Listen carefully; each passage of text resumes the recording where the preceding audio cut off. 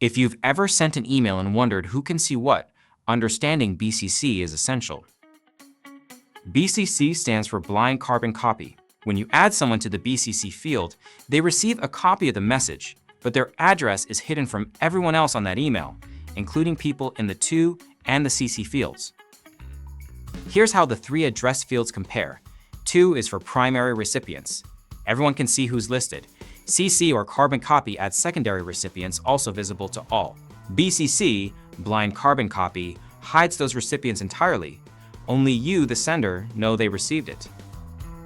BCC is useful in a few common situations. First, when you're emailing a large group and want to protect everyone's privacy, like a newsletter or announcement. Second, when you need to loop in a manager or stakeholder without making it obvious to the main recipient.